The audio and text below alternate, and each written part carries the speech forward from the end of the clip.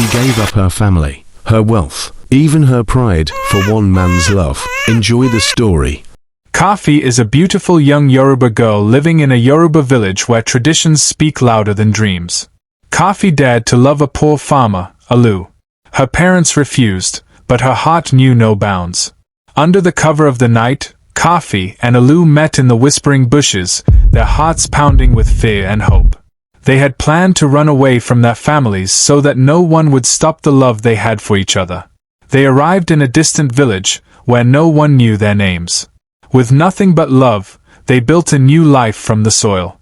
Alu, who has always been a farmer, with the little money he had saved, he started farming on a small portion of land he acquired and now tilled the earth with pride. Kafi worked beside him, their sweat-watering dreams of prosperity. But as years passed, one sorrow shadowed their joy as Kafi's womb remained silent. Every month, her tears fell like rain whenever she saw her period. Alu's love grew cold. He started coming back home late in the night and saying harsh words to Kafi. Kafi's heart ached, but she held on, praying for a miracle. After 2 years, Alu brought home another woman named Ejiro. Ejiro, a bold, rude and cruel lady who had already been pregnant before she was brought home. "She will teach you how to make babies," Alu declared, shattering Kafi's world. Ejiro's laughter cut like knives. "Barren woman," she taunted, while Kafi's silent cries filled the night. Every night, Kafi will peep through the window to see how her once-loving husband is all over another woman and has forgotten about her. Kafi will retire to her bedroom and cry herself to sleep. Ejiro gave birth to a beautiful baby girl named Abigail. Alu, who has been looking forward to having a child, spent a lot of money for the naming ceremony of Ejiro's daughter, and the party was the talk of the town. Anytime Kafi tries to play with Abigail, Ejiro always stops her, makes jest of her and calls her barren. Kafi would cry and accept her faith. A few months after Abigail's birth, Kafi's belly swelled with life, and she gave birth to a bouncing baby boy named Aid. Ejiro's jealousy turned deadly. She wanted this child gone. One night, Kafi awoke to her baby's cries. Ejiro stood over the crib, holding a pillow and tried to kill Aid. Alu got so mad that he yelled at Ejiro, trying to control his anger and not beat her to a stupor. One evening, Kafi held her precious Aid sitting in front of their house with her husband. Kafi has now become more attractive to Alu and has been getting the treatment of a queen since she gave birth. Kafi seated comfortably in front of their house gisting, a stranger stormed into their home shouting, "Ejiro, where is my child? Give me my daughter Ejiro." The walls shook with a truth too heavy to bear. Ejiro rushed out of the house. Alu asked her to deny the accusations, but she opened her mouth and couldn't say a word. Alu's world crumbled. The child he celebrated wasn't his.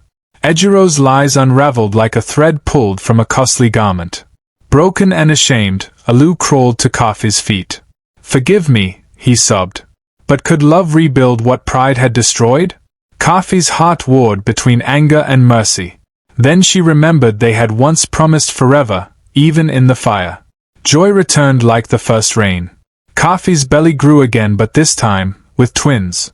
The villagers whispered of divine justice. Yet, Ejiro lurked in the shadows, her envy a poison. "She will not steal my happiness again," Kafi whispered to the night. 2 cries pierced the dawn, a boy and a girl. Alu wept as he held them. "Now I truly know what wealth means." Alu gifted Kafi a car as shiny as her hopes. "For every tear you shed," he said. With 3 children and healed hearts, they returned to their parents' village. Would their parents' arms open, or remain shut? Kafi's mother collapsed at the sight of her. "My child," she wailed. Years of anger melted in an instant. She hugged her, and she was very happy seeing her grandchildren. Kafi's father, the great herbalist, stood unmoved. "Drink this," he commanded Alu, holding a bitter gourd. "If your heart is pure, it will taste sweet." To everyone's shock, Alu drank deeply, and smiled. "It tastes like honey, Baba." The old man's eyes softened, seeing her daughter and his grandchildren looking good. He already knew Alu had been taking care of Kafi, and since they ran away together, he always sent blessings to them wherever they were. That night, Kafi's mother cooked a very delicious meal with her own hands. As they ate together, the years of pain dissolved like sugar in hot tea. Alu told Kafi's parents that he would love to marry their daughter and pay her bride price. They were so happy, and Kafi's mother could not control her happiness. After spending 3 days with Kafi's parents, they prepared to visit Alu's parents too. Alu's parents had relocated to a neighboring village about 2 miles away from Kafi's family because villagers started calling them all sorts of bad names, thinking Alu kidnapped Kafi. When they both left the village, Alu's father was so angry that her mother told them what they went through and how they were being called bad names. Alu and Kafi apologize and tell them they are just being childish and can't control the love they have for each other. Alu's parents understand, and we're very happy that they both returned better than the villagers expected.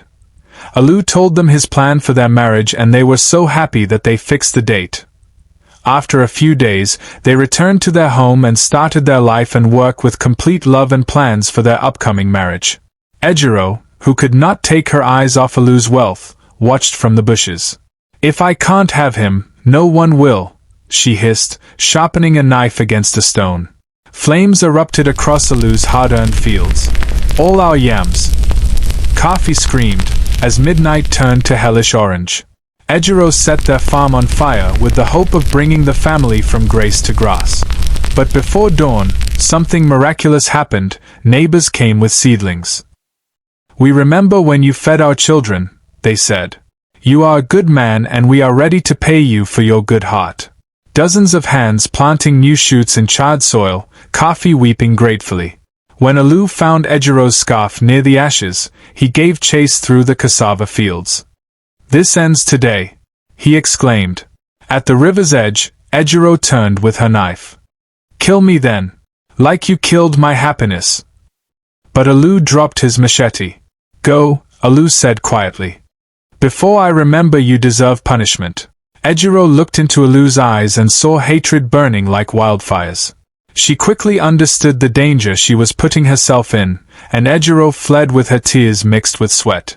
Within months, their field became bigger, and they became richer and more famous. The villagers marveled. Alu paid Kafi's bride price. They got married. Kafi dressed like a queen with beautiful, expensive clothes and expensive jewelry.